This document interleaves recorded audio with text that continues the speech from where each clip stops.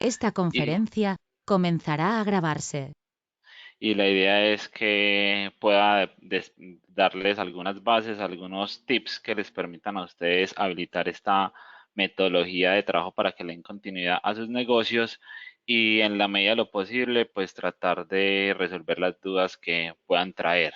De igual manera, aquí a la charla nos acompaña Iván Arenas. Iván es el líder de desarrollador de negocios, tiene pues también una amplia experiencia y conocimiento en todo lo que es ecosistemas Fortinet. Entonces digamos que esa experiencia y conocimiento también está en manos de ustedes para que la puedan aprovechar y cualquier duda que tengan le podamos dar atención y solución. Bien, entonces voy a empezar con unas estadísticas importantes de teletrabajo en cuanto a beneficios que se entrega a las organizaciones. Por ejemplo, el 95% de las organizaciones afirma que el teletrabajo remoto aumentó la retención de los empleados. Pues básicamente esto es porque se acerca más el empleado hacia sus familias, se entregan espacios de calidad hacia los empleados, lo que genera, digamos, una gratitud y una fidelización del empleado con la organización. El 85% de los empleados afirman alcanzar la máxima productividad cuando trabajan de manera remota.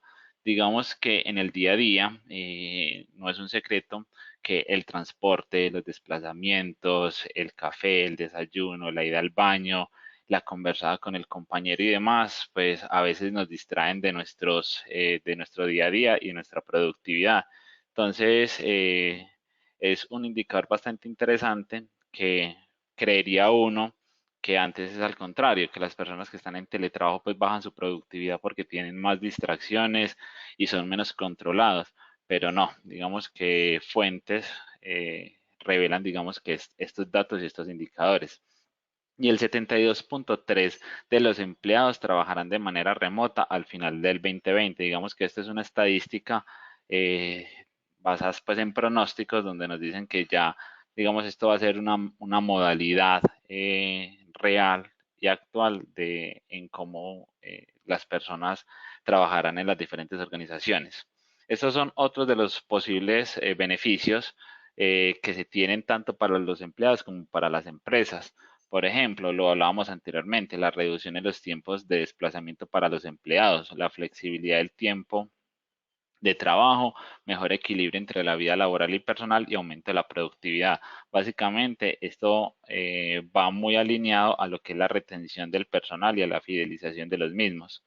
Beneficios para las empresas, entonces está aumento en la motivación del personal, reducción de la rotación, mejora de la productividad y la eficiencia y ahorro y reducción de costos en activos de oficina, pues obviamente porque los gastos eléctricos, los gastos en espacios, de agua y demás, pues también se verán, digamos que muy reducidos.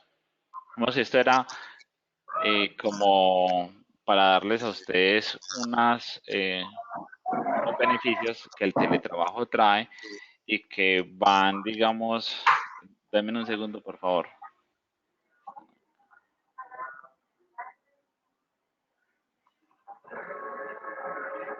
Bueno, aquí. Alguien que tiene el micrófono activo, lo voy aquí a silenciar. Listo, perfecto.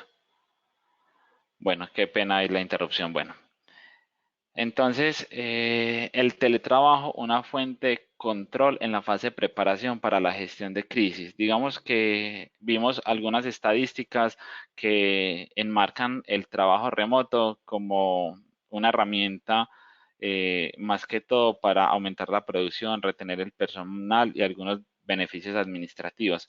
Sin embargo, si lo vemos como un control o una herramienta para la preparación de gestión de crisis, generamos un valor más importante para las organizaciones. Digamos que las crisis tienen una particularidad y básicamente es que las crisis cuando se presentan, básicamente cambian todo. Cambian desde los márgenes financieros, la posición del mercado, la reputación, como la moral de los empleados, la lealtad de los clientes, etcétera. Digamos que las crisis tienen unas particularidades bastante cruciales. De hecho, digamos que hay quienes dicen que las crisis parecen tener vidas propias porque digamos que eventos que se presentan, que son incluso aislados, se ven como empiezan a conjugar y empiezan a aumentar la crisis. También digamos que la crisis aumenta con base, el tiempo va avanzando. Cada vez que el tiempo aumenta, la crisis va aumentando. Por eso es muy importante la toma de decisiones cuando estamos afrontando una crisis. Quizás una decisión que tomamos en una fase terminada de la crisis no sea igual de efectiva a que si la hubiéramos tomado desde el momento en que la crisis inició. Como el impacto se acrecienta a medida que el tiempo pasa, entonces la toma de decisiones es algo muy importante. De hecho, a mí me gusta mucho resaltar una frase del expresidente John F. Kennedy, donde citaba cómo los chinos en dos pinceladas definieron la crisis. La definieron como Wi-Fi. Básicamente, en la primera pincelada decía, la primera palabra indica peligro y la segunda palabra indica oportunidad. Digamos que toda crisis, cuando pasa, genera una oportunidad que realmente es la resiliencia que le deja a la organización para poder afrontar nuevamente estas crisis y poder crecer como organización. Y de hecho, digamos que el teletrabajo, digamos que apunta mucho a gestionar crisis de tipo de desastres naturales. Digamos que los desastres naturales pueden llegar en cualquier momento y si no estamos preparados para afrontar un desastre natural, de dar continuidad a nuestras operaciones, pues en ese momento las tomas de decisiones que eh, tomemos en ese momento, pues quizás no sean igual de efectivas a como si las hubiéramos tomado antes de que el desastre natural se materializara.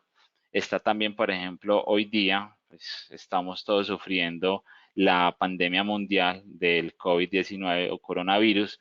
Vemos entonces cómo las empresas que ya estaban preparadas para teletrabajo, pues dieron continuidad a sus operaciones sin mayor dificultad.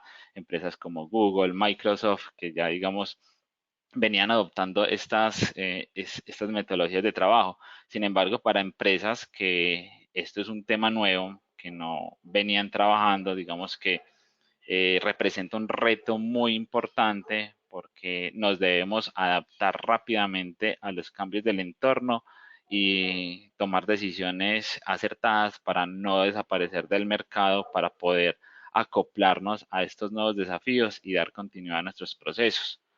Y también están los actos terroristas. Entonces, digamos que todos estos son eventos que nosotros no vamos a poder controlar, pero que sí nos vamos a poder preparar para cuando estos eventos lleguen.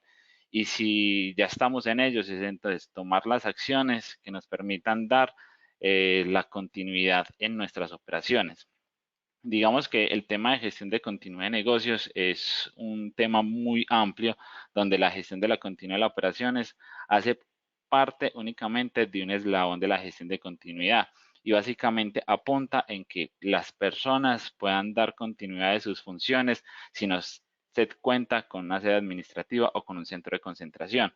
Entonces, si en este momento las personas no pueden ir a sus lugares de trabajo, ¿cómo podemos nosotros desde la estrategia habilitar la continuidad de las operaciones? Ahí es donde entonces el trabajo remoto o teletrabajo entra a apoyarnos de manera muy importante en esta gestión de operaciones. Bien, entonces, lecciones que se siguen aprendiendo hoy día. Los desastres no siguen líneas predecibles. Ningún análisis de riesgos ni ningún análisis estadístico te va a decir cuándo se va a presentar un desastre. No, nosotros tenemos que estar preparados desde ya para poder atender cada uno de esos eventos catastróficos que se puedan presentar y puedan afectar de manera negativa nuestros intereses, nuestra rentabilidad, nuestros estados financieros, nuestros clientes. Los desastres no fueran a la universidad, no saben nada sobre estadística y menos de probabilidades. Es más, esto está súper claro, pues, qué estadista predijo que en el 2020 íbamos a pasar por esta crisis del coronavirus. El desastre siempre genera impactos en cadena, lo que les decía al inicio. Muchas veces eventos que son totalmente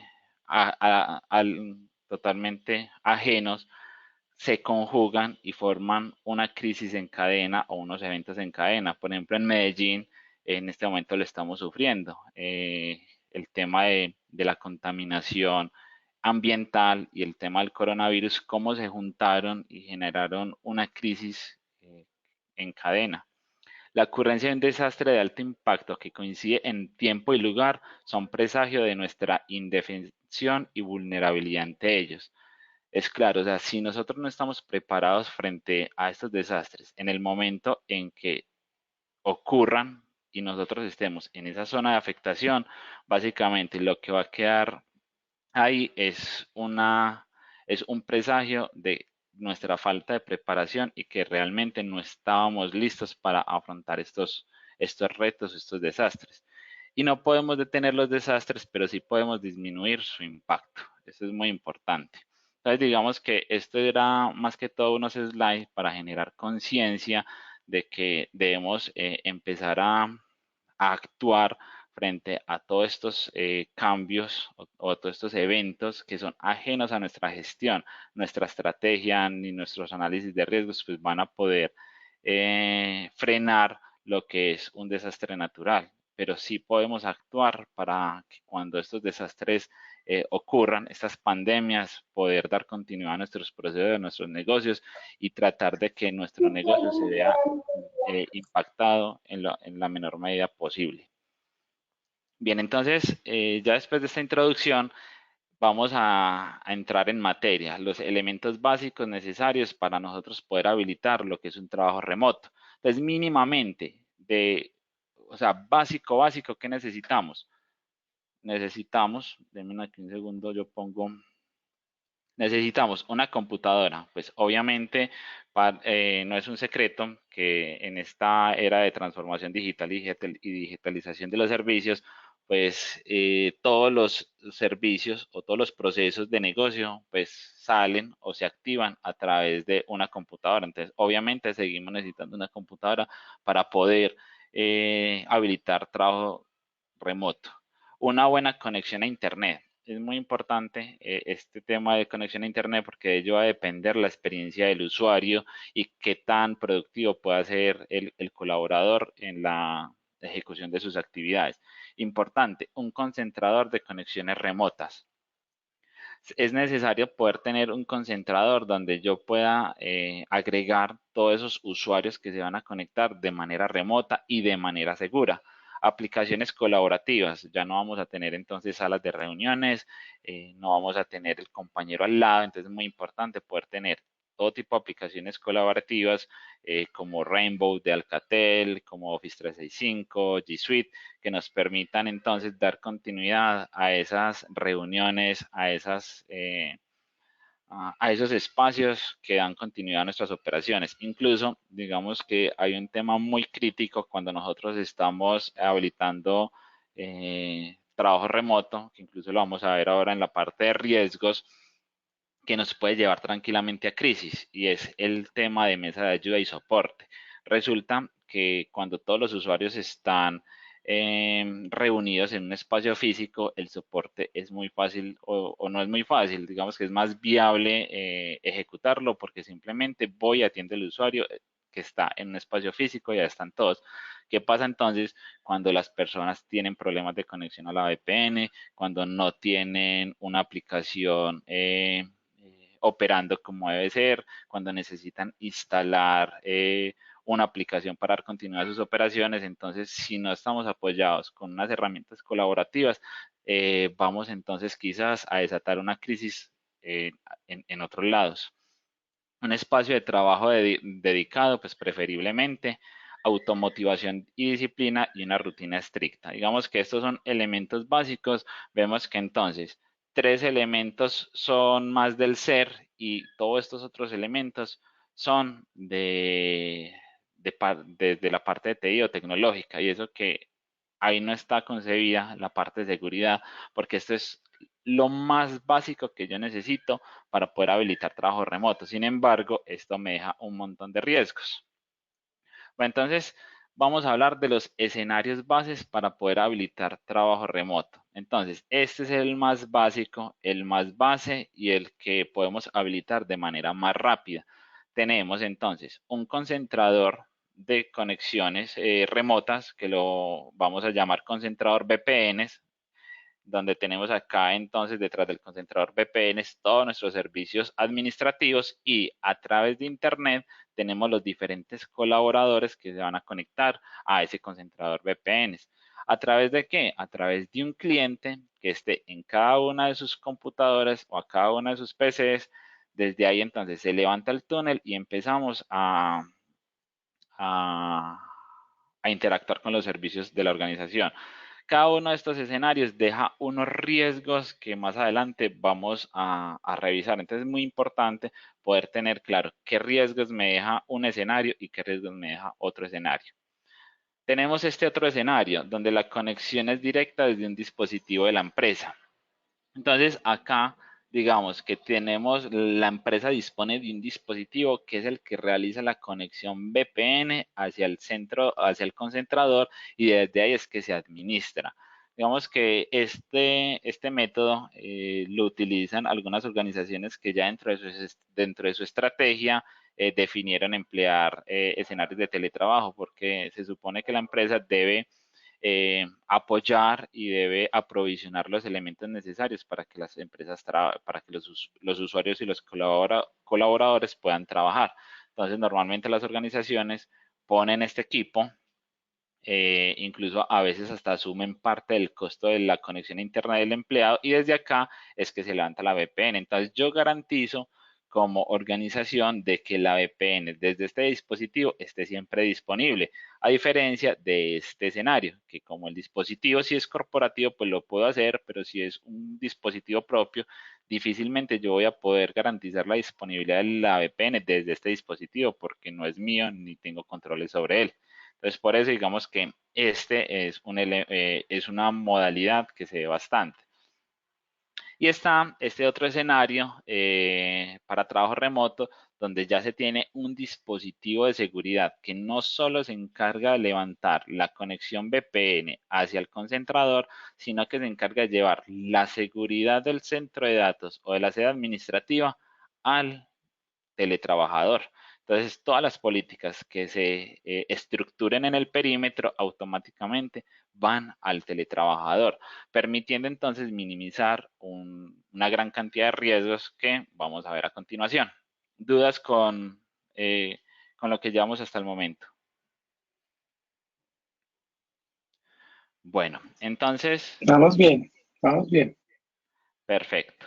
Bien, entonces ya digamos que teniendo claro los diferentes escenarios en los que yo puedo habilitar un trabajo remoto, vamos entonces a revisar lo que son los riesgos y consideraciones de seguridad para poder habilitar trabajos remotos en estos tiempos de COVID-19. Entonces, riesgos de ciberseguridad que se deben de gestionar al habilitar trabajo remoto. Lo primero, infección en los equipos de los teletrabajadores. Si nosotros hacemos referencia a los escenarios que vimos anteriormente, vemos entonces que los equipos tienen conexión directa hacia Internet.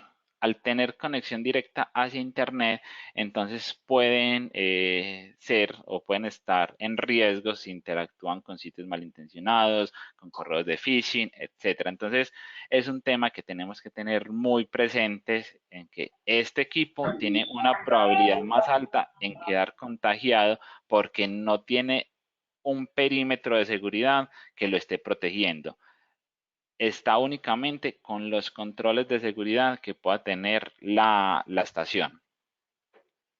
Bien, entonces, infección en los servidores empresariales. Entonces, si nosotros dejamos que, o sea, si no aplicamos controles suficientes para la protección de los equipos de los teletrabajadores y estos equipos son los que interactúan con mis servicios administrativos, pues la probabilidad de que una amenaza a través de un gusano se esparza a mi red de servidores, pues va a ser grande, ¿cierto? Entonces, a la medida en que yo no proteja estos equipos, también voy a habilitar la posibilidad de que una infección sobre estos equipos vaya hacia mis servicios empresariales y ocasionar una crisis o un evento de seguridad muy serio. Fuga y robo de información. Resulta que o sea, para este escenario, digamos que hay que tener en cuenta dos posibilidades. Una, si nuestra información está concebida dentro de una NAS en mi organización o dentro de un file server, donde yo tengo ya dispuestos controles perimetrales para poder proteger esa fuga de información, o si esta información está alojada en nube, ya sea en un drive de Google, de Office, etcétera. Entonces, digamos que hay controles que están dispuestos a nivel de la organización, en su sede principal o en su perímetro para poder proteger esta fuga de información. Cuando los equipos consumen estos servicios desde afuera, es más difícil poder gestionar esta información, porque tranquilamente el usuario para consultar un documento lo copia y estando ya en su equipo, pues ya no está en el perímetro y simplemente sube pues esa información a un drive, a un correo, etcétera. Digamos que esto es un reto también muy importante que tenemos que tener dentro del radar. Robo de equipos de cómputo. Digamos que cuando los trabajadores están ubicados en una sola sede y la sede está protegida con los controles físicos, pues es menos probable de que un equipo sea hurtado. Sin embargo, cuando los equipos ya salen de la sede administrativa, salen del perímetro, salen de la sede física, entonces al estar en la calle y al estar interactuando con más personas, pues la probabilidad en que estos equipos sean hurtados es mucho más alta. Indisponibilidad del servicio de teletrabajo. Entonces, habíamos hablado de que la conexión a Internet es un elemento básico para nosotros poder habilitar teletrabajo. Si solo tengo una conexión a Internet y tengo, por ejemplo, 500, 600 usuarios teletrabajando, si ese enlace a Internet se cae o sufre degradación, entonces voy a tener 600, 500 personas sin poder dar continuidad a sus actividades y quizás esas actividades sean parte del back de un proceso crítico del negocio. Entonces, si esas personas no han continuado ese proceso crítico del negocio, entonces fácilmente la operación misma del negocio se puede ver afectada por la indisponibilidad de un enlace a Internet. Conexiones no autorizadas a los servicios empresariales. Como ya los usuarios se van a empezar a conectar a las VPNs a través de un usuario y una contraseña que los acreditan como usuarios autorizados para consumir los servicios de manera remota, si los usuarios no tienen una concepción o no tienen una conciencia de la importancia de lo que es tener una contraseña segura que cumpla con los requerimientos mínimos de seguridad, entonces va a dejar expuesta una posibilidad a que una persona ajena con ese usuario y contraseña débil se pueda conectar a nuestros servicios y realizar labores delictivas. Entonces, muy importante acá el tema de gestión de contraseñas. Falla en el almacenamiento de la información, falta de respaldos de la información. Resulta que cuando las personas están concentradas en una sede donde tienen a su disposición todas las herramientas para poder ofrecer servicios de almacenamiento, servicios de backup, copias de respaldo y demás, pues esos servicios o esas personas al estar por fuera de la sede administrativa o de la ubicación física, pues difícilmente se les va a poder llevar los controles de copias de respaldo, de almacenamiento de información. Entonces, es, digamos, muy importante también tener en cuenta de que las personas van a empezar a alojar información dentro de sus equipos personales. ¿Cómo entonces se debe manejar este riesgo? Dispositivos infectados en el hogar o sitio remoto de trabajo. Resulta que pocos de los hogares pues van a tener un entorno de seguridad dispuesto en sus casas, pues no van a tener un firewall, no van a tener una protección perimetral, no van a tener una zonificación de redes en sus hogares. Entonces, ¿qué es lo que pasa? En los hogares, cuando nosotros conectamos nuestro equipo de trabajo, vamos a estar conviviendo con las pantallas, con los televisores, con los iPads de los niños o de las personas, con dispositivos de IoT, con el Alexa, con el Google Assistant. Entonces, digamos que el equipo de trabajo va a estar en una red doméstica donde va a estar conviviendo con un montón de dispositivos que si tienen alguna amenaza o tienen alguna infección, la pueden transmitir a mi equipo local. Soporte y gestión de crisis, lo habíamos mencionado ya hace un momento. Digamos que si yo habilito teletrabajo, un soporte, pues obviamente yo debo tener herramientas colaborativas que me permitan dar un soporte de manera remota y poder entonces disminuir esa brecha de la no presencia. Conexiones desde redes inseguras. Esto va más que todo cuando se habilita teletrabajo y las personas van a un coworker o van a un aeropuerto o van a un café internet o van a un Starbucks. Entonces digamos que son conexiones que no tienen los niveles adecuados de seguridad y los cuales son conexiones compartidas para muchos entes. Es digamos que un riesgo que es bueno tenerlo en mente, pero que no aplicaría mucho para este escenario de contingencia para el cual nosotros nos estamos preparando, que es estar en nuestras casas. Permisos de los usuarios en el sistema. Entonces aquí es muy importante poder tener políticas y lineamientos para que los usuarios no tengan permisos privilegiados dentro de los sistemas, pues si una amenaza se materializa en el equipo del teletrabajador, entonces se materializaría con usuarios privilegiados y esto sería digamos que algo catastrófico para este escenario. Dudas con los riesgos de ciberseguridad que deben de ser gestionados. Bueno, entonces ya vamos a pasar entonces a todo lo que son las consideraciones que permiten de cierta manera mitigar estos riesgos y finalmente entonces qué herramientas tecnológicas nos pueden facilitar la mitigación de todos estos riesgos. Entonces, primero, una buena conexión a Internet es la primera consideración que nosotros debemos de tener en cuenta. Entonces, la herramienta base que habilita el teletrabajo es una VPN. ¿Qué es una VPN? Una Virtual Private Network. Entonces, las VPNs se levantan a través de canales públicos y los canales públicos es Internet. Entonces, si yo quiero garantizar una buena experiencia o una buena calidad del servicio, entonces necesito de una buena calidad del servicio de Internet. A medida de que el servicio de Internet sea defectuoso o no tenga buenas prestaciones, entonces los usuarios van a empezar a experimentar lentitud en sus servicios. Definir la criticidad del servicio del trabajo remoto. ¿Qué pasa? Si nosotros vemos el impacto, entonces ya decidimos que todas las personas van a trabajar, todas las personas administrativas, porque digamos que las personas que son directas de la operación, a veces no les aplica mucho esta metodología o esta modalidad de trabajo remoto. Sin embargo, para todas las personas que son administrativas y que tienen, digamos, una labor más táctica y estratégica, sí pueden tomar una acción de trabajo remoto. Entonces, si yo ya tengo dentro de mi estrategia que 500, 300 personas van a trabajar de manera remota, debo cuidar muy bien la disponibilidad de ese servicio, porque en la medida en que ese servicio no esté disponible, entonces voy a causar un impacto directo sobre la operación del negocio. Entonces, es importante establecer canales de Internet redundantes y estrategias de balanceo para poder entonces habilitar las conexiones VPN por ambos canales. Definición del modo de operación de la VPN.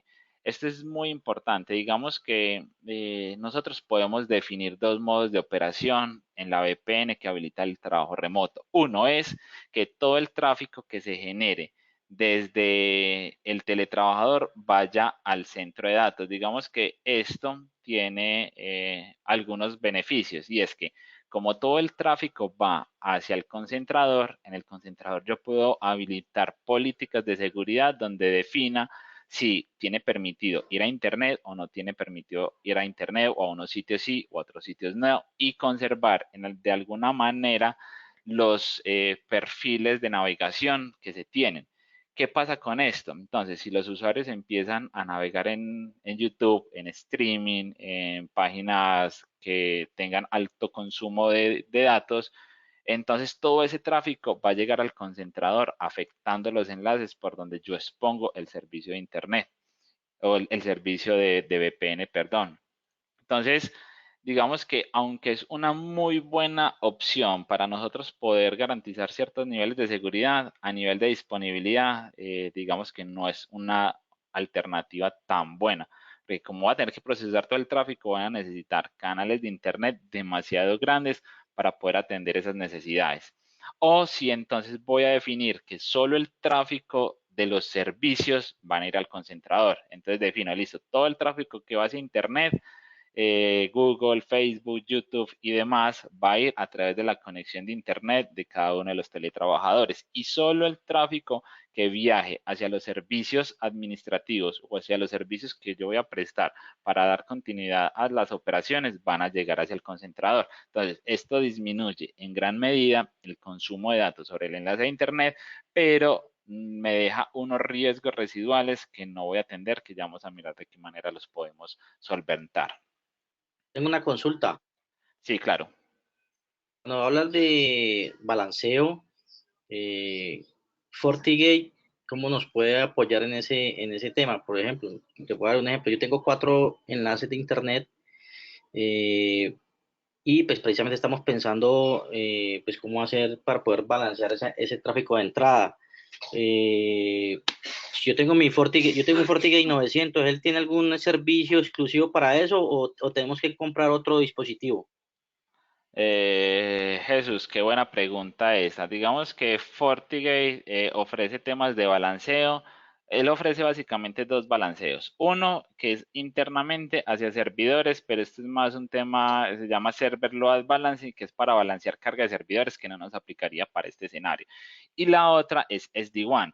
SD-WAN nos permite balancear tráfico, pero de salida, no de entrada. Entonces tampoco nos habilitaría el tema de balanceo de cargas para la exposición de las VPNs.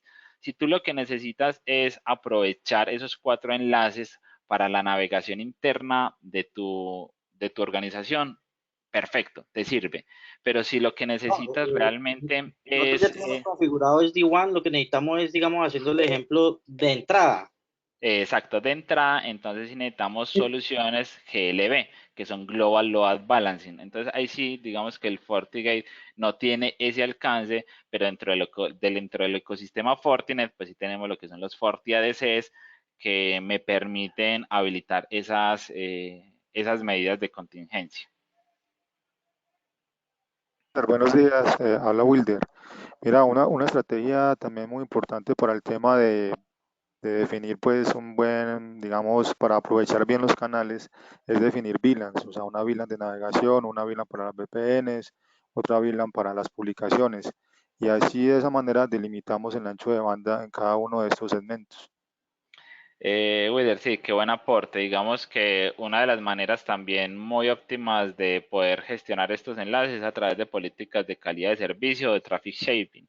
Y básicamente, como estas políticas van atadas a un segmento de red, si yo tengo todo mi tráfico en VLANs o segmentado, pues va a ser mucho más fácil habilitar este tipo de controles que me permiten optimizar el uso del recurso Internet. Digamos que este control es más enfocado no al uso eficiente del recurso de Internet, sino a la indisponibilidad misma del enlace de Internet. Es decir, si el enlace se cae, si el enlace no está disponible, ¿cómo vamos a dar continuidad a las operaciones de los 600, 300 teletrabajadores que están en sus hogares? Entonces, digamos que la manera más eficaz es o a través de un GLB o directamente balanceando la carga desde el dominio o el controlador de dominio o la zona DNS. Entonces, digamos que si quieren podemos también, digamos, tocar este punto en un webinar pronto, porque realmente aquí sí hay mucha tela que cortar y hay muchas opciones que nosotros podemos aplicar para poder garantizar la disponibilidad de esos enlaces. Bien, otras consideraciones. ¿Qué equipos estarían en teletrabajo? Entonces aquí están los equipos corporativos o los equipos propios. Traiga su dispositivo. BIOD. Bien, entonces, si son equipos corporativos, consideraciones importantes que deben de tener en cuenta. Asegurarse de que todas las actualizaciones de seguridad estén al día, que los equipos tengan un antivirus instalado, que las actualizaciones del antivirus están al día si el antivirus es basado en firmas. Los controles de seguridad estimados por la entidad estén sobre la estación. Entonces, si la entidad tiene una política de restricción sobre los medios extraíbles, entonces asegurarse de que el equipo corporativo que va a salir a teletrabajo cumpla con todas las políticas y requerimientos que ya están dados para sus equipos corporativos.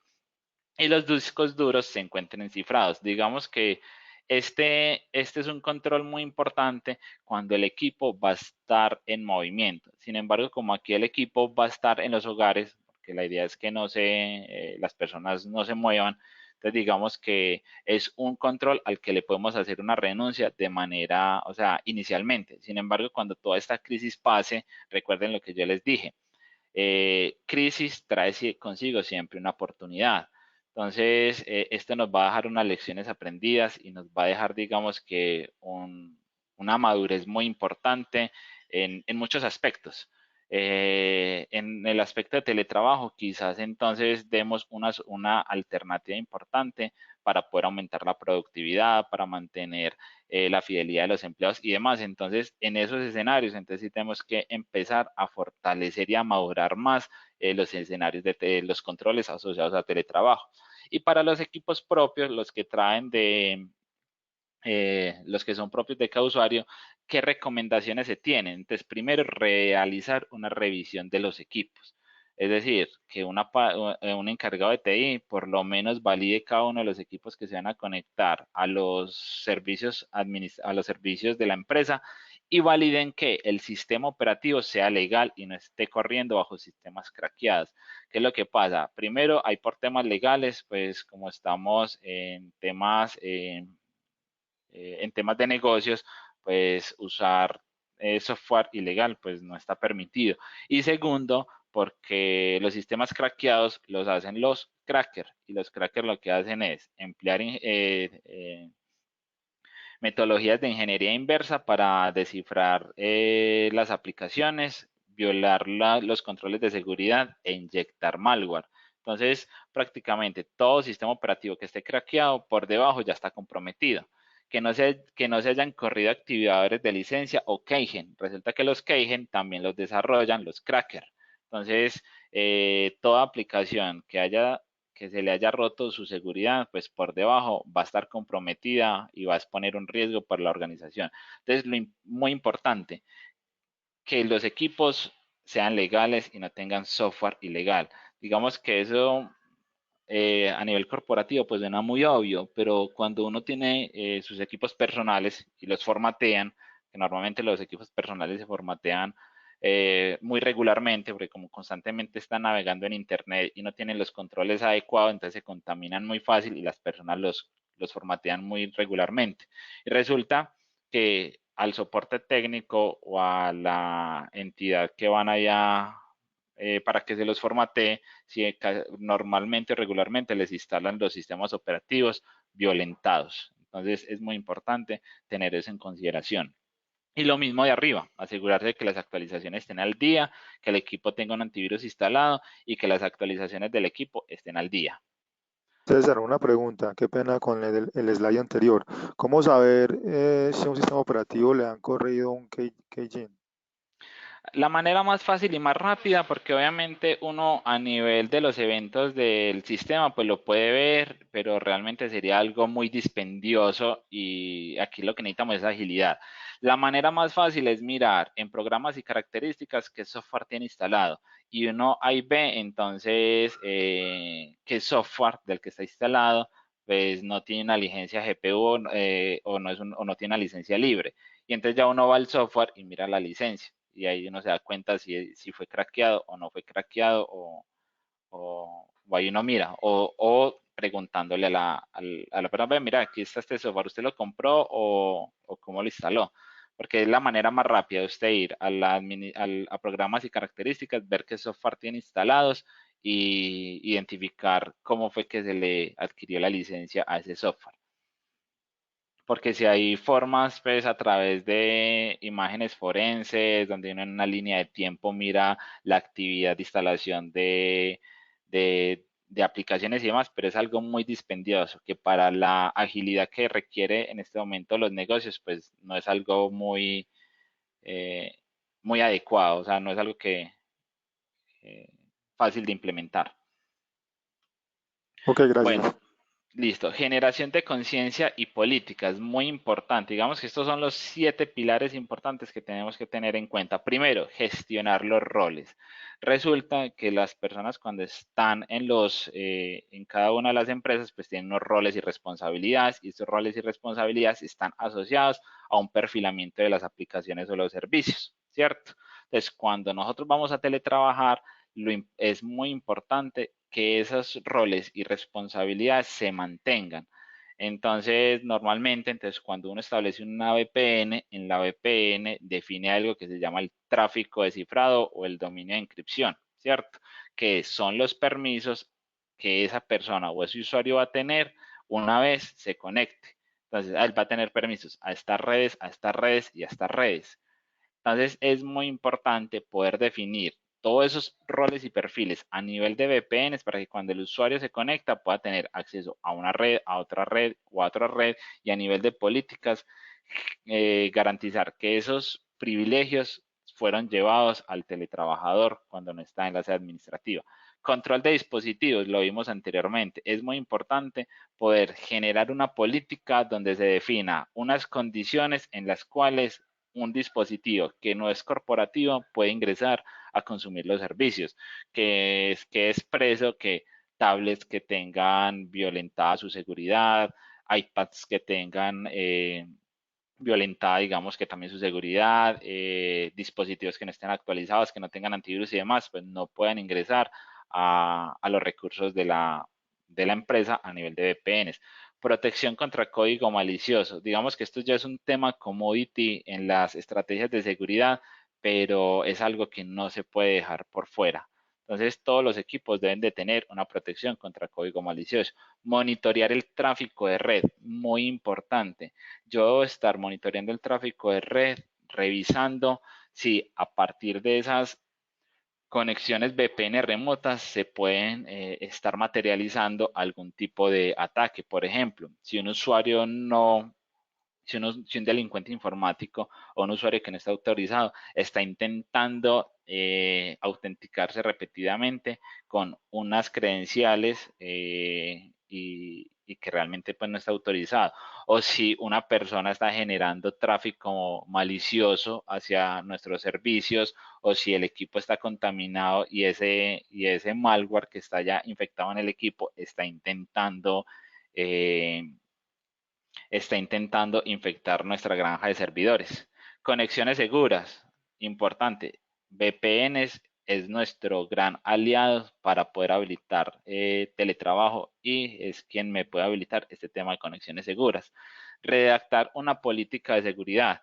Entonces es importante en una política de seguridad dejar expreso todas estas condiciones que las personas deben de tener en cuenta para minimizar los riesgos de disponibilidad, confidencialidad e integridad de los servicios que yo estoy exponiendo para que cada uno de los teletrabajadores consuma. Y finalmente, concientizar a los empleados. Es muy importante que los empleados sean conscientes de los riesgos y de su responsabilidad con la empresa, que una incaucidad o una falta de cuidado de ellos tranquilamente podría repercutir en un impacto muy serio para la organización, en que no naveguen de manera segura, en que le den clic al correo, en que instalen un software que no está permitido, etcétera. Entonces, digamos que estos son unas políticas y unos controles que se deberían tener en cuenta. Ya más adelante vamos a ver cómo cada uno de estos controles los podemos implementar a través del ecosistema Fortinet. Bien, entonces Fortinet, digamos que es nuestro aliado tecnológico que nos va a apoyar, digamos, a dar solución a estos retos que hoy el medio y las condiciones de crisis pues nos piden solucionar. Entonces, lo Camilo, primero, buenos días. Una preguntita con respecto a la diapositiva anterior, cuando dices gestionar roles, ¿a qué más te refieres? más que todo es a que cada persona, o sea, cada persona tiene unos roles y una responsabilidad, ¿cierto? Y esos roles y responsabilidades se traducen en privilegios sobre los sistemas. Hasta ahí vamos claro, ¿cierto? Entonces, ¿qué es lo que pasa? Esos privilegios hacia los sistemas se deben de conservar cuando tengo una modalidad de teletrabajo. Resulta que cuando el colaborador está en mi sede física, entonces yo tengo un perímetro y tengo una zonificación, donde entonces tengo unas reglas de acceso hacia los servidores, una regla de acceso hacia redes sensibles. La idea es que si esa persona se fue a teletrabajar, pues obviamente no va a estar dentro del perímetro y esa zonificación se va a perder. Entonces yo debo llevar esa zonificación y esos privilegios de acceso hacia las aplicaciones al teletrabajador. Porque si no, entonces Gracias. todo el mundo tendría acceso a todo y pues obviamente eso repercutiría en riesgos de seguridad bastante serios. No sé si fue clara la respuesta. Sí, señor, gracias. Listo, perfecto. Bueno, Fortinet, entonces nuestro primer aliado en Fortinet es el Security Fabric. Digamos que el Security Fabric primero me va a dar, por medio de todas sus integraciones con el Sandbox, con los FortiClients, con si tengo entonces dispuesto un escenario donde va a poner un access point, entonces con la red inalámbrica, con todo, ¿cierto? A través de Fabric, entonces lo que me permite es tener una visibilidad muy granular de lo que está en toda la superficie de ataque y todo lo que yo tenga integrado con Fabric. Y me va a permitir automatizar de manera rápida todos los incidentes de seguridad que se puedan derivar de la acción de teletrabajo. Entonces, si se detecta que un usuario que está conectado hacia una VPN está intentando inyectar un malware o el equipo está comprometido y ese compromiso se está llevando o se está intentando llevar hacia el centro de datos, el Fabric puede tomar acciones automáticas y automáticamente aislar esa estación y activar unas notificaciones para ya activar todo un tema de contención y de acción post incidente, donde yo ya vaya y mire con soporte técnico, con herramientas colaborativas, revisar qué tiene ese equipo, qué tiene instalado ese equipo, si el antivirus no funcionó y poder corregir entonces la falla. Elementos que apoyan la gestión del riesgo. Entonces, en el caso 1, entonces, ¿qué vamos a tener? Digamos que el caballito de batalla o el principal dispositivo que nos va a permitir habilitar el teletrabajo va a ser el FortiGate. No sé si todos acá ya pues tienen FortiGate, pero si no, digamos que ahí queda el mensaje. FortiGate, digamos que es el principal elemento que nos va a permitir minimizar esos riesgos y poder habilitar de manera segura ese teletrabajo. Entonces vamos a tener el FortiGate. Resulta que el FortiGate a nivel perimetral, como es un firewall de nueva generación, tiene controles de seguridad. Entonces, si por ejemplo este usuario está infectado e intenta venir a mi centro de datos, yo aquí puedo activar políticas de seguridad para que detecte esos intentos de intrusión y los bloquee. Y de esa manera poder proteger mis servicios administrativos. Entonces, eso es un valor muy importante. ¿A través de qué? A través de IPS, de intrusion prevention, a través de antivirus perimetral, a través de controles de aplicaciones y demás. FortiClient EMS. Entonces, EMS, digamos que es un cliente que se instala en cada una de las estaciones, el cual me permite tener gestión de este dispositivo, poder hacer un análisis de vulnerabilidades, poder mirar temas de antivirus, poder entonces generar políticas de web filtering para que entonces este usuario desde este equipo no pueda navegar libremente Internet, sino solamente a los sitios a los que esté permitidos y así digamos que aumentar la seguridad en este dispositivo que es el que va a interactuar con mi sede. FortiToken.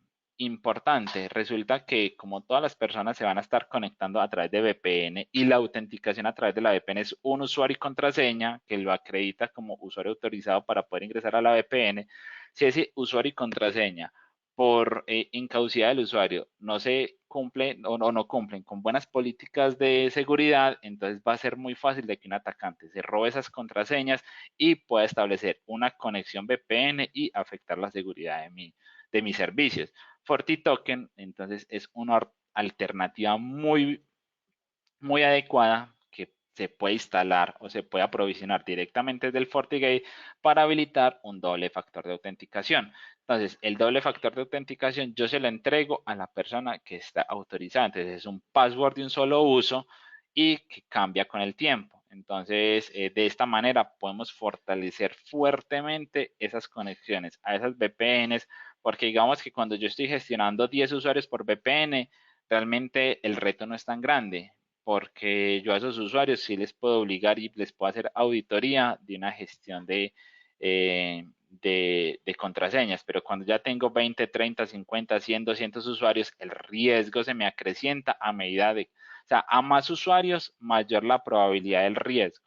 Entonces ahí necesitaríamos o sería muy prudente poder tener un tema de doble factor de autenticación.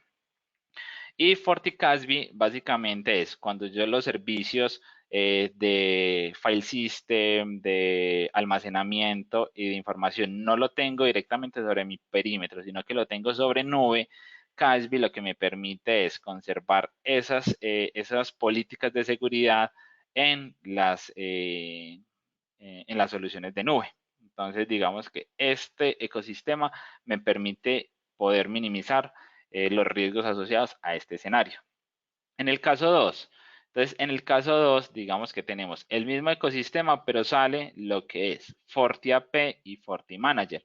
El FortiAP básicamente me permite levantar la VPN de manera automática y el Manager lo que me permite hacer es una gestión centralizada de todos los access points que vayan a estar conectándose de manera remota hacia mis servicios. Y está el caso 3, donde entonces ya tengo la seguridad de mi centro de datos al teletrabajador. Entonces aquí simplemente cambiamos lo que es el FortiAP por un FortiWiFi o FortiGate. Y con el FortiManager lo que hago es sincronizar las políticas de seguridad de mi perímetro a cada uno de los teletrabajadores. Entonces ya todas las políticas que estén aquí en el perímetro automáticamente se habilitarían en el teletrabajador, asegurando en gran medida la protección y la minimización de esos riesgos. Bien, entonces estos son digamos, ya todo el ecosistema, los elementos que apoyan la gestión de riesgo de parte del centro de datos. Entonces, podemos tener el autenticador, el FortiAuthenticator, para poder generar políticas de acceso basadas en directorio activo. Entonces, yo puedo generar políticas de autorización a los diferentes usuarios. Por ejemplo, ¿recuerdan cuando estamos hablando de roles y perfiles? Cuando entonces yo tengo un usuario que es administrador o un usuario que está, por ejemplo, en el área financiera y yo ese usuario lo tengo dentro de un grupo en el directorio activo como financiero, yo ya sé previamente entonces que ese usuario que está en el grupo de financiero tiene unos privilegios sobre unas redes y unas aplicaciones. Entonces, el FortiAuthenticator está en la capacidad de saber entonces ese usuario en qué contenedor está, decirle al FortiGate, vea, este usuario está en este contenedor, márquelo con esta etiqueta y a todos los grupos, y a todos los usuarios de ese grupo, deles estos privilegios de acceso a través de las VPNs. Entonces, digamos que es un elemento que nos puede apoyar bastante en la gestión no en la gestión, en la facilidad de la implementación de los roles y perfiles. Directamente desde el FortiGate lo puedo hacer, sí, directamente desde el FortiGate lo puedo hacer, pero tengo que habilitar más cositas y tengo que tener más cosas en cuenta. En cambio, directamente desde el FortiAuthenticator, esa integración y esa segregación de funciones con roles y responsabilidades se habilita de manera muy sencilla.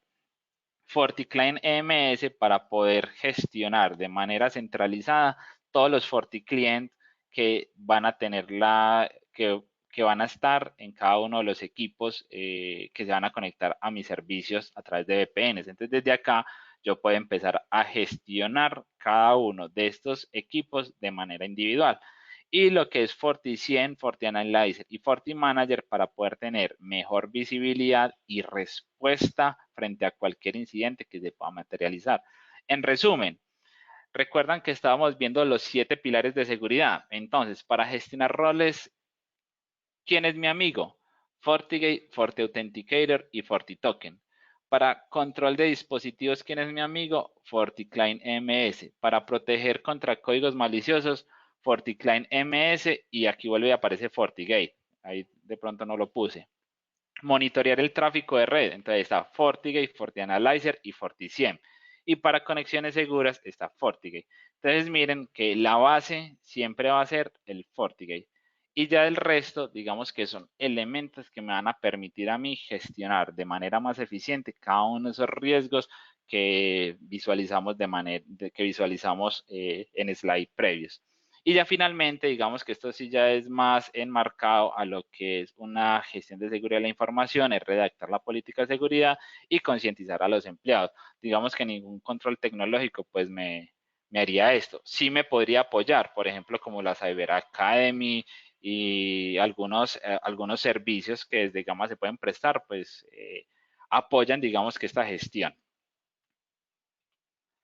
Y ya finalmente, entonces, para los que tengan un modelo de Fortinet, estos, digamos que es la capacidad que ustedes tendrían para poder gestionar sus VPNs. Entonces, aquí está el modelo, la cantidad de usuarios de VPN SSL. Lo que pasa es que hay dos tipos de VPN, una que es SSL y otra que es IPsec.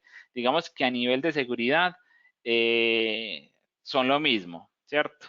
Digamos que esta funciona en la capa 6 del modelo OSI y está en la capa 3, digamos que es un tema más técnico, pero digamos que las SSL son más amigables para el usuario final, mientras que las IPsec tienen otras concepciones. Entonces, por ejemplo, para el 100E, entonces 500, para el 100F 500 usuarios SSL y así sucesivamente. Miren que incluso hasta el modelo más básico me habilita muchas conexiones remotas. Y por IPsec, pues casi que hasta se triplican, cuadruplican, porque César, una pregunta, qué pena te interrumpo. ¿Por qué esa diferencia tan abismal entre las SSL y las IPsec? básicamente es porque primero la SSL se levanta a nivel de capa de sesión, ¿cierto? Y las IPsec se levantan a nivel de capa de red. Entonces, digamos que el procesamiento y demás, la manera en cómo se manejan los cifrados y demás es muy diferente.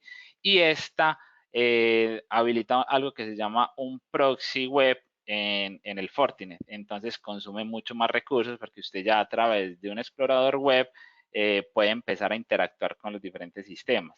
Entonces, ingresa directamente hacia los servicios, mientras que este te habilita. Fuera que puedas ingresar directamente hacia sus servicios, también te habilita lo que es un proxy para poder ingresar a través de un navegador web a los diferentes recursos. Entonces, digamos que básicamente... César, yo te quería complementar. Hola, buenos días con Iván. Complementando la respuesta que estaba combinando César, también el tema de las IPsec, ingenieros, es porque Fortinet tiene algo que se llama procesadores de propósito específico o sus FortiASIC.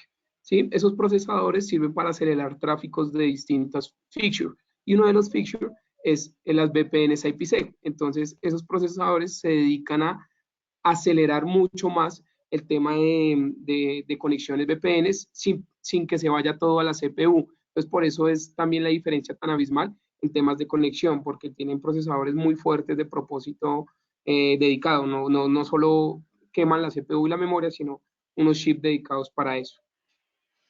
Gracias por esa aclaración, Gracias. Iván. Bueno, entonces digamos que básicamente estos, igual, si de pronto ustedes no ven dentro de este modelo el FortiGate que ustedes de pronto tengan en sus organizaciones al interior, pues no hay problema. Todos los FortiGate, desde su licenciamiento más base, soportan VPN. Si de pronto tienen algunas dudas, pues se pueden le pueden hacer o se pueden dirigir hacia su gerente de cuenta, le indican qué FortiGate tiene y ya entonces nosotros les damos la claridad al respecto. Bueno, entonces digamos que esto es lo que teníamos preparado para ustedes el día de hoy. No sé qué otras dudas tengan al respecto. César, yo quería complementar un poco la presentación, aunque al final se vio muy enfocada de pronto a Fortinet y sus productos como un aliado muy fuerte de Gamma, pues también hay temas transversales que nos van a permitir de una u otra manera poder dar un acceso a teletrabajo seguro, como temas y funciones de un DLP endpoint, ¿cierto? Para prevenir fugas de información, que era uno de los temas de desafíos de ciberseguridad o seguridad de la información que se tienen a la hora de permitir el uso del teletrabajo.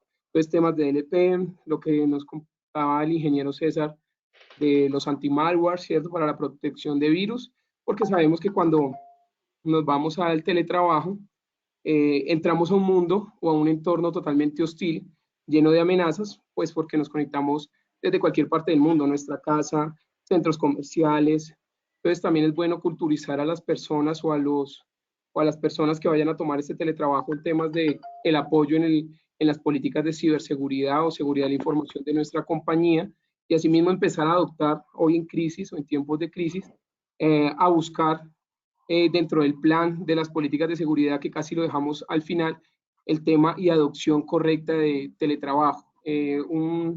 Una cuña aquí también para Mintic. Mintic tiene o desarrolló muy fuerte el tema de teletrabajo. Sabemos que el gobierno lo ha estado trabajando hace mucho. Ellos tienen una página que se llama teletrabajo.gov.co. Allí ustedes también podrán encontrar mucha información, asesoría, temas incluso de cálculos de cómo yo como empresa y como usuario final ahorro en costos y temas de normativas y marcos jurídicos que posiblemente a sus compañías les puedan ayudar, no solo para el tema público, el marco jurídico público, sino también para el sector privado, que pues también cuando se habla de teletrabajo muchas veces pensamos, bueno, ¿y qué tecnología? Y el usuario se va. También tenemos que pensar en que recursos humanos debe hacer parte de esto mismo por temas de ARLs, ¿cierto? Ya no estoy en la compañía, ¿cómo me van a proteger de una otra manera también mi salud? Que es una forma que tienen que tener en cuenta. Esto como para complementar la presentación. No sé, César, si tengas algo más que decir o Iván, a mí esperamos. sí me gustaría comentar un par de temitas. Juan Felipe, hola.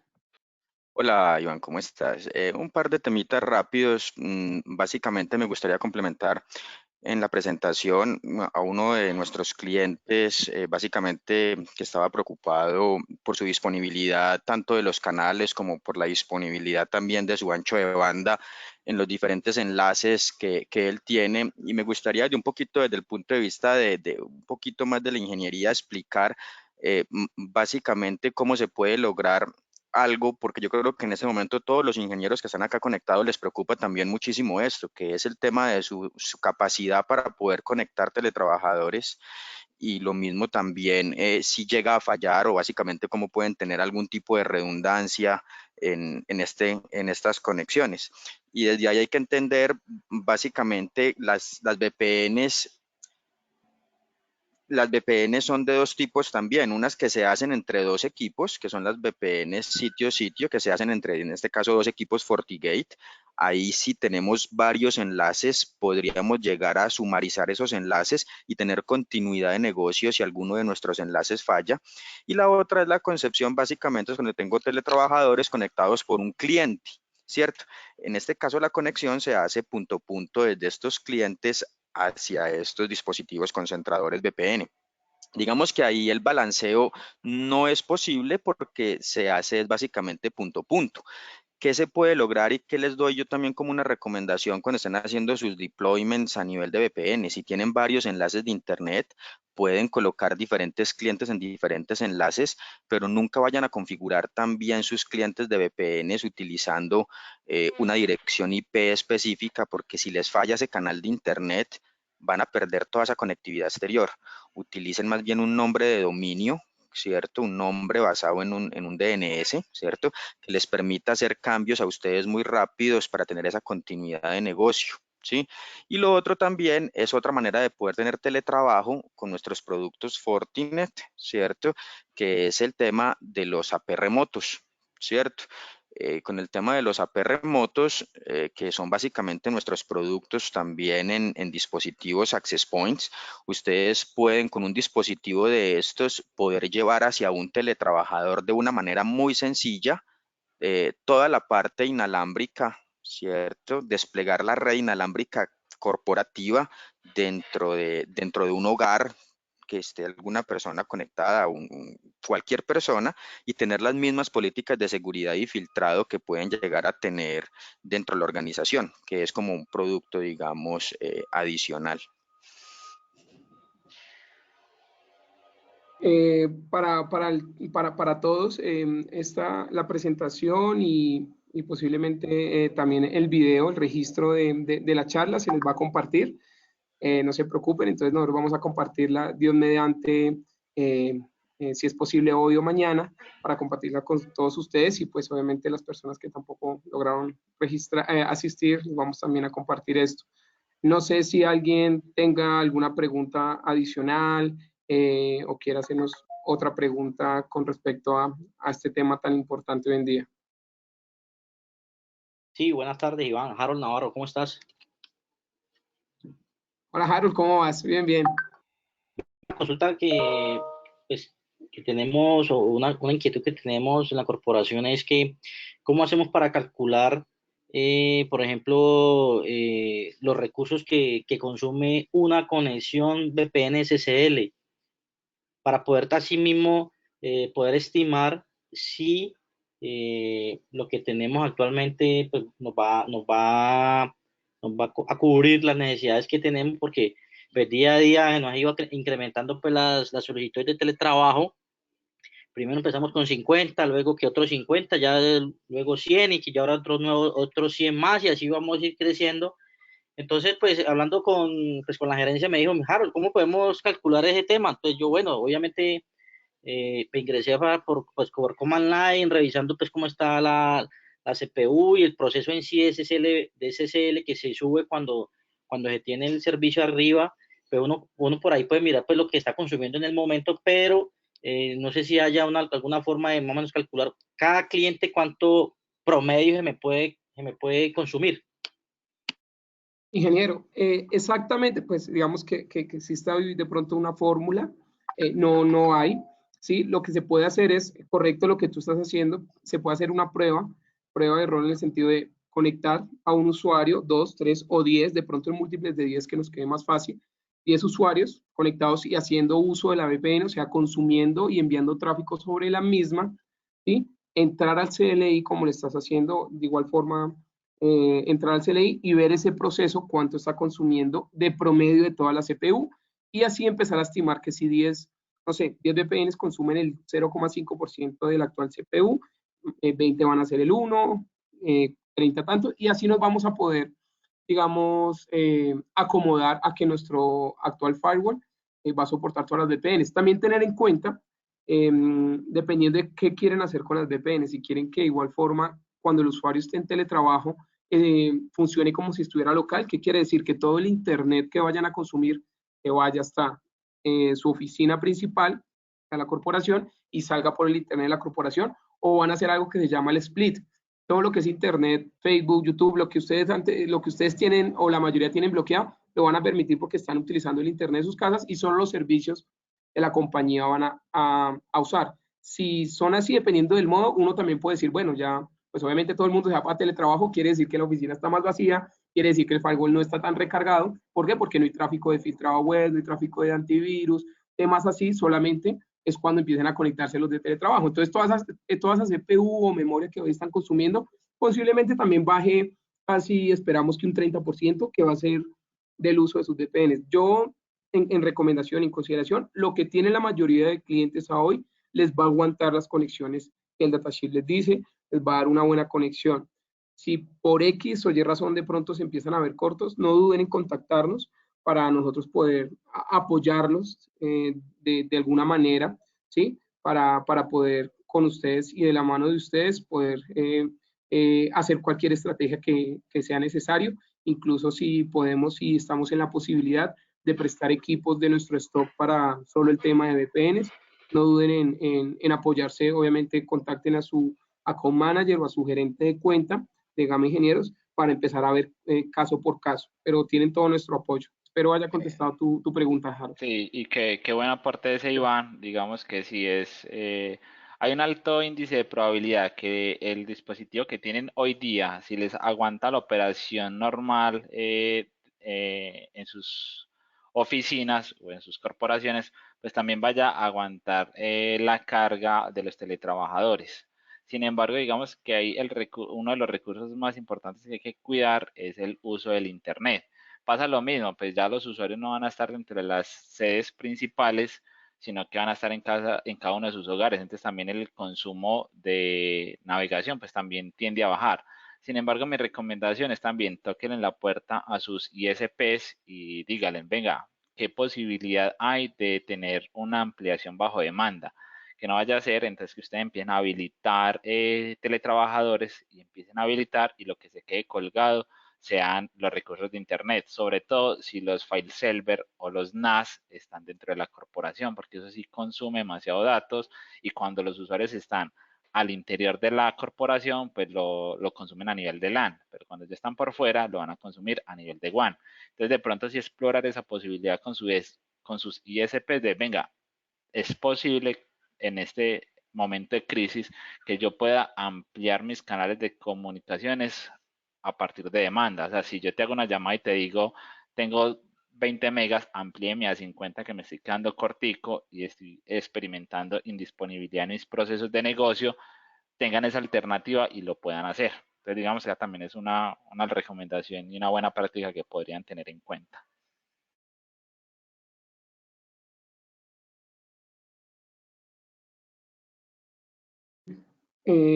Tenemos más preguntas, no veo en el chat. En este momento se puede ampliar por demanda. Gracias, Henry. Había una pregunta en el... Hola. Ok. ¿Sí? Hola, bueno, mi nombre es Henry. Sí, en ese momento se puede ampliar por demanda, pero debido a que todas las empresas están implementando, digamos, el trabajo desde casa, los proveedores de servicios están demorando en la ampliación de 3 días hábiles a 8 días hábiles. Listo.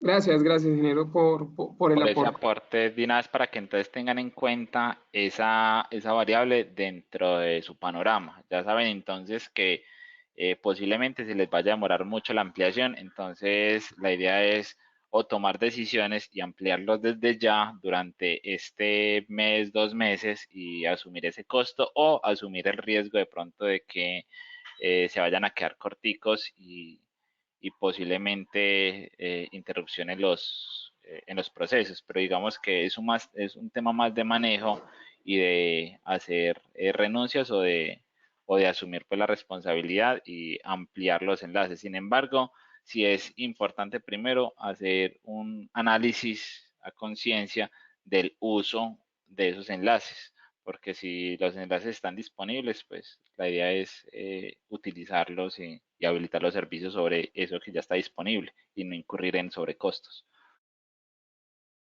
Gracias, César. Había una pregunta sobre el chat del meeting, la respondí muy rápido con temas de FortiClient. Tenía una duda con respecto al FortiClient MS. El FortiClient MS es un producto o una solución que Fortinet tiene para la gestión centralizada de sus endpoints o sus anti-malware, que son los FortiClient. FortiClient no solo permite el tema de VPNs seguras a hoy libre, hoy es gratis, yo puedo descargar FortiClient para hacer todo el tema de conectividad segura por VPNs. Ya temas licenciados tiene el tema de antivirus, filtrado web, firewall de aplicaciones, escaneo de vulnerabilidades, parcheo virtual. Ya cuando se licencia, se adquiere la licencia de FortiClient MS para la gestión centralizada. Es solamente una consola de gestión centralizada para todos los endpoints de las corporaciones. Vale, espero haber también contestado esa pregunta. Ok, gracias. También les quiero compartir que para tomar estas decisiones de ampliación de canal también se pueden basar o pedirle a su operador de servicio el informe de capacidades. En el informe de capacidades muestran cómo está su red, si está saturada o si está bien o si, digamos, está llegando al límite. Y esto sería un aporte, digamos, muy fuerte para tomar la decisión si en estos casos necesitamos ampliar nuestro canal.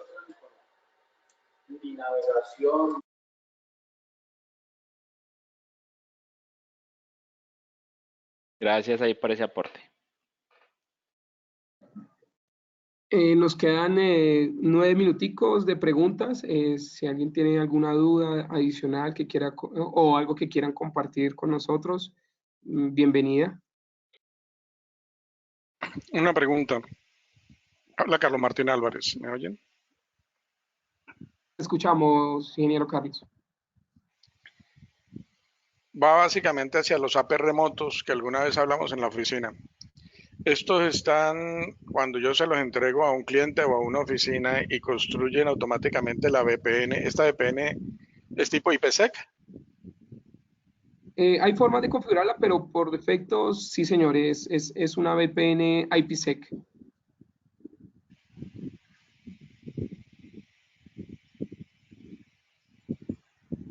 No importa que la oficina tenga IP dinámica, él mismo se encarga de establecerla con el punto de contra el FortiGate.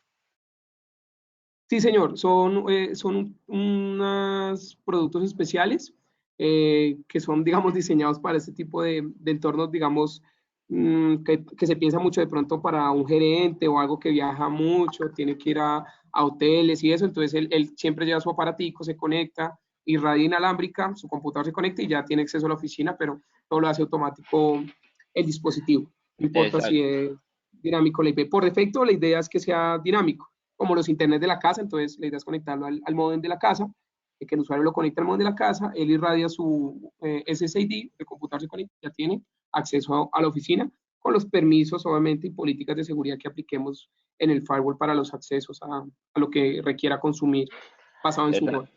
Exacto, ingeniero Carlos. De hecho, incluso ni siquiera es necesario que la IP pública esté en el access point. Puede estar detrás del DSL, puede estar detrás de un enrutador y de igual manera pues va a levantar la conexión VPN hacia el concentrador. Sí, uno de los problemas que he tenido con esto del trabajo en casa, porque no lo podemos llamar teletrabajo, sino trabajo en casa, es especialmente con los agentes de servicio al cliente, que dependemos mucho de la calidad del internet que tiene en su hogar o en el lugar donde estén ubicados. Hay veces que no hay muy bien la cobertura y sobre todo que la cobertura por estos días en cualquier zona, en cualquier casa, está saturado porque normalmente son unos niveles de reuso muy altos los que manejan los operadores de red como Claro, como Movistar, como cualquiera de ellos.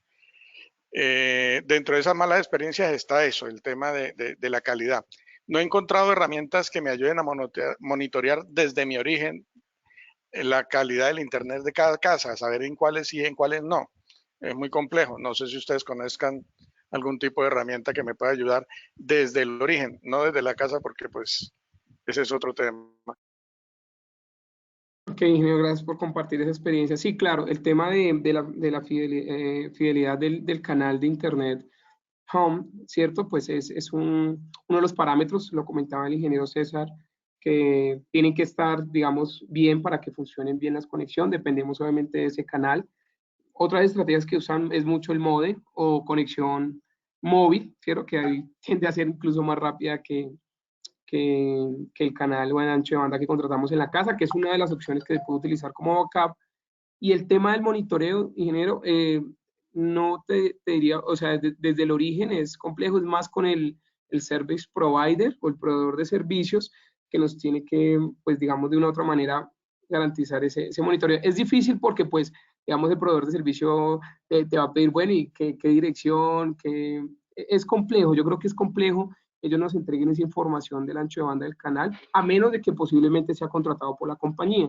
Es decir, que la compañía no solo ofrezca las herramientas de conectividad en temas de software para el portátil, que es el conector VPN, y el tema de antivirus y DLP, sino que también el tema tú te vas para trabajo desde casa o trabajo remoto, te voy a habilitar el internet en tu casa, lo va a pagar la compañía. Ahí sí tenemos posibilidad de decirle al proveedor, denos un diagnóstico y un informe mensual de cómo se está comportando ese canal y cuánto es su reuso y consumo. En ese sí podríamos hacerlo, pero creo que es complejo que de pronto un proveedor nos diga, sí, voy a monitorear cada casa de cada uno de sus empleados, porque es home, al final el contrato lo tienen es con el empleado, eso ya también se puede meter en temas legales.